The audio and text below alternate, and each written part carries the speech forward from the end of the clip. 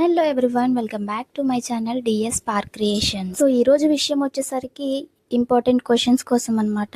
చాలా మంది ఎగ్జామ్స్ టైంలో భయపడుతూ ఉంటారు. అసలు ఎలాంటి క్వశ్చన్స్ అనేవి మన ఎగ్జామ్స్లో వస్తాయి, ఏ విధంగా మనం వాటిని అటెంప్ట్ చేయాలి అండ్ ఎలాంటి క్వశ్చన్స్ అనేవి చదువుకోవాలి అని చెప్పేసి అటువంటి వాళ్ళ కోసమే ఈ వీడియో అన్నమాట.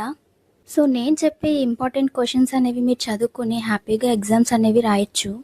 ఇవి మీ ఎగ్జామ్స్లో ఎక్కువ మార్క్స్ని గెయిన్ చేయడానికి కూడా హెల్ప్ అవుతాయి. సో మీలో ఎవరైనా నా ఛానల్ని కొత్తగా చూస్తున్నట్లయితే సబ్స్క్రైబ్ చేసుకోండి అండ్ అలాగే ఈ ఛానల్ని మీ ఫ్రెండ్స్కి కూడా షేర్ చేయండి. లేట్ చేయకుండా వీడియోలోకి అయితే వెళ్ళిపోదాం. అయితే బీఎస్సీ నర్సింగ్లోని ఎనాటమీకి సంబంధించి కొన్ని ఇంపార్టెంట్ క్వశ్చన్స్ అయితే మనం ఇక్కడ తెలుసుకుందాం.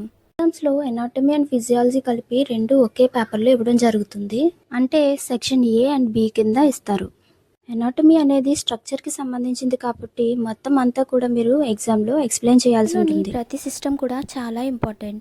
మ్యాక్సిమం సిస్టమ్స్ని కవర్ చేయడానికి ట్రై చేయండి. ఎనాటమీలో కంటెంట్తో పాటు డయాగ్రామ్స్ అనేవి కూడా చాలా ఇంపార్టెంట్. సో డయాగ్రామ్స్ని కూడా ప్రిపేర్ అవ్వండి. దీనివల్ల మార్క్స్ అనేవి ఎక్కువగా గెయిన్ చేసే ఛాన్స్ అనేది ఉంటుంది. ఎనాటమీలో ఓవరాల్ సిస్టమ్స్లో మనకి 3 మెయిన్ సిస్టమ్స్ అయితే చాలా ఇంపార్టెంట్. అవి వచ్చేసరికి respiratory system, digestive system and circulatory system. ఈ సిస్టమ్స్ అయితే బాగా చదువుకోండి. దీంట్లోంచి ఖచ్చితంగా ఒక ఎస్సే అయితే వచ్చే ఛాన్స్ ఉంటుంది. అంటే మనకి ఎనాటమీ అండ్ ఫిజియాలజీ తీసుకుంటే ఎనాటమీలోంచి ఒక ఎస్సే రావచ్చు అండ్ ఫిజియాలజీలోంచి ఒక ఎస్సే రావచ్చు. సో ఏదైతే ఎనాటమీలోంచి ఎస్సే అని చెప్పానో దాంట్లో ఒక ఎస్సే అనేది ఖచ్చితంగా ఈ 3 సిస్టమ్స్లో ఉంటుంది. ఇంకా రెస్పిరేటరీ సిస్టమ్కి వెళ్ళినట్లయితే ఇక్కడ మనము మెయిన్గా చూసుకోవాల్సింది ఆర్గాన్స్ ఆఫ్ రెస్పిరేటరీ సిస్టమ్. అంటే అందులో ఏముంటాయి, నోసు, ఫారెన్స్, లారెన్స్, ట్రేకియా, బ్రాంకై, బ్రాంక్యూల్స్, ఇలా కొన్ని స్ట్రక్చర్స్ ఉంటాయి కదా. ప్రతి స్ట్రక్చర్ని కూడా మీరు బ్రీఫ్గా నేర్చుకోండి. నెక్స్ట్ వచ్చేసరికి నాజల్ క్యావిటీ. సో ఈ క్వశ్చన్ కూడా మీరు బాగా ప్రిపేర్ అవ్వండి. తర్వాత పారానాజల్ ఎయిర్ సైనసెస్. ఇందులో మెయిన్గా మనం చూసుకుంటే 4 type of paranasal air sinuses ఉంటాయి అన్నమాట. అవి వచ్చేసరికి frontal air sinus, ethmoid air sinus and maxillary air sinuses, sphenoid air sinuses అని చెప్పేసి ఉంటాయి. ప్రతిదీ కూడా బాగా చదువుకోండి. ఇది మనకి మెయిన్గా ఎస్సేకి వచ్చే ఛాన్స్ ఉంటుంది అండ్ అలాగే షార్ట్కి కూడా వస్తుంది. నెక్స్ట్ వచ్చేసరికి లారెన్స్. దీంట్లో మజిల్స్ ఆఫ్ లారెన్స్ అనేది బాగా చదువుకోండి. తర్వాత ట్రేకియా కూడా. ప్రతి క్వశ్చన్కి కూడా దాని పార్ట్స్ అండ్ అలాగే డయామీటరు, లొకేషను ఇవన్నీ కూడా మీరు చూసుకోవాల్సి ఉంటుంది. తర్వాత వచ్చేసరికి లంగ్స్ అనమాట. దీంట్లో ప్రజెంటింగ్ పార్ట్స్ ఏంటి, లోబ్స్ ఆఫ్ లంగ్ అండ్ అలాగే difference between the right and left lungs అనేవి కూడా చూడండి. తర్వాత వచ్చేసరికి బ్రాంకో పల్మనరీ సిగ్మెంట్స్. ఈ క్వశ్చన్లో వచ్చేసరికి మెయిన్గా మనకి 10 ఉంటాయి అన్నమాట.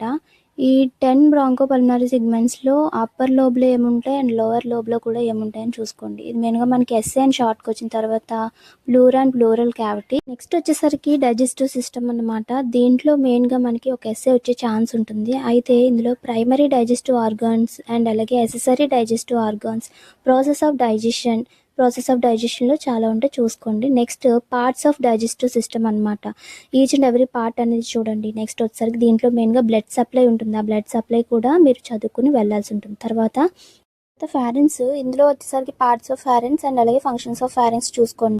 నెక్స్ట్ వచ్చేసి స్టమక్. ఈ క్వశ్చన్ కూడా చాలాసార్లు వచ్చింది. దీంట్లో position, shape and functions, parts of stomach and blood supply, explaining about the lymphatic drainage అని కూడా అడగచ్చు. తర్వాత వచ్చేసరికి డియోడినం అనమాట. డియోడినం కూడా చూసుకోండి. తర్వాత difference between the small intestine and large intestine. Next వచ్చేసి లివర్కి సంబంధించిన structure, location and blood supply చూడండి. Next extra hepatic biliary apparatus. ఈ క్వశ్చన్ మనకి చాలా సార్లు 5 మార్క్స్లో అడగడం జరిగింది. సర్క్యులేటరీ సిస్టమ్ అనేది చాలా ఇంపార్టెంట్. బాగా ప్రిపేర్ అవ్వండి.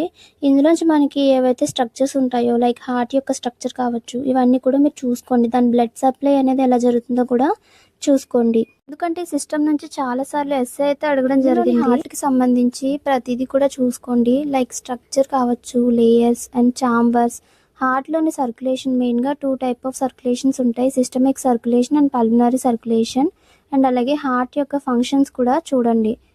అలాగే రైట్ ఏట్రియం చూసుకోండి. నెక్స్ట్ వచ్చేసి అయోటాలో ఇట్స్ బ్రాంచెస్ అనమాట. ఇది ఎక్కువగా 2 మార్క్స్లో అడగడం జరిగింది. వచ్చేసరికి లింఫాటిక్ సిస్టమ్. ఈ లింఫాటిక్ సిస్టమ్ నుంచి మాక్సిమం 5 మార్క్స్ అనేవి అడగచ్చు. అయితే లింఫ్ నోడ్ అని చెప్పేసి అడుగుతారు. అంటే లింఫ్ నోడ్స్లోంచి మనకి explaining the structure of lymph node and అలాగే its circulation, functions and locations కూడా అడిగే ఛాన్స్ ఉంటుంది. స్ప్లీన్ చూసుకోండి. స్ప్లీన్లో ఏంటంటే మెయిన్గా మనకి 5 మార్క్స్లో అడిగే ఛాన్స్ ఉంటుంది. అయితే ఇక్కడ structure, location, features and blood supply కూడా చూసుకోండి. తర్వాత థైమస్ అనేది ఎక్కువగా మనకి 5 మార్క్స్లో అడుగుతారు. మీకు కూడా అన్ని సైడ్ హెడ్డింగ్స్ చదువుకోండి. తర్వాత ఎండోక్రైన్ సిస్టంలో చూసుకోండి. ఈ లెసన్ నుంచి మెయిన్గా మనకి 5 మార్క్స్ అడుగుతారు.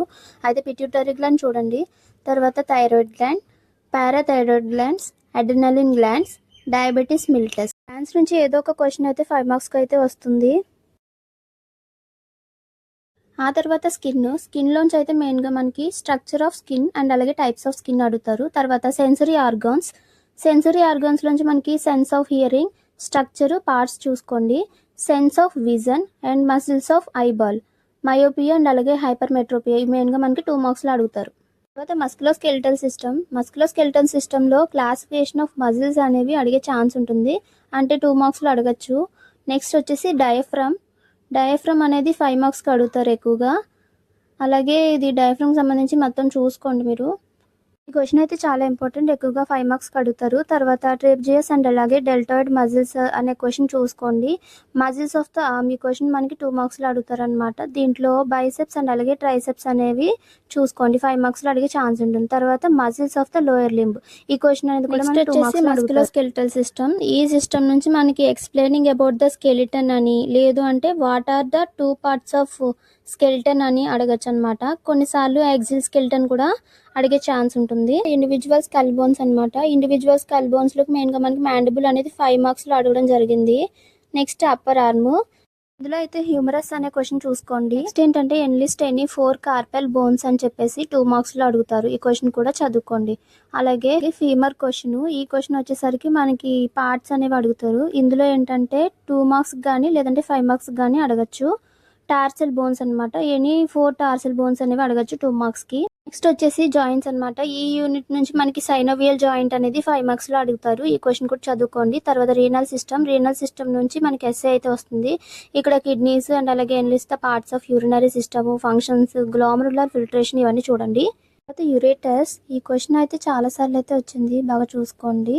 నెక్స్ట్ వచ్చేసరికి యూరినరీ బ్లాడర్, ఈ క్వశ్చన్ కూడా చాలా ఇంపార్టెంట్, 5 మార్క్స్ లో అయితే అడుగుతారు. తర్వాత రిప్రొడక్టివ్ సిస్టంలోంచి మెయిన్గా మనం చూసుకుంటే ఎక్స్టర్నల్ జెంటల్ ఆర్గాన్స్ అనమాట. External genital organs like mons pubis, labia minora, ఇలాగా పార్ట్స్ ఉంటాయి కదా, ప్రతి పార్ట్కి స్ట్రక్చర్ అండ్ అలాగే ఫంక్షన్స్ అనేవి చూసుకోండి. తర్వాత ఇంటర్నల్ జెంటల్ ఆర్గాన్స్, ఇందులో మనకి మెయిన్గా చూసుకుంటే యూటరస్ అనే క్వశ్చన్ అయితే అడగడం జరిగింది. నెక్స్ట్ మెమరీ గ్లాండ్స్ అనమాట, ఈ క్వశ్చన్ కూడా 5 మార్క్స్లో వస్తుంది, చూసుకోండి. తర్వాత టెస్టిస్, ఇది కూడా 5 మార్క్స్లో అడిగే ఛాన్స్ ఉంది, చాలా సార్లు అయితే అడిగారు.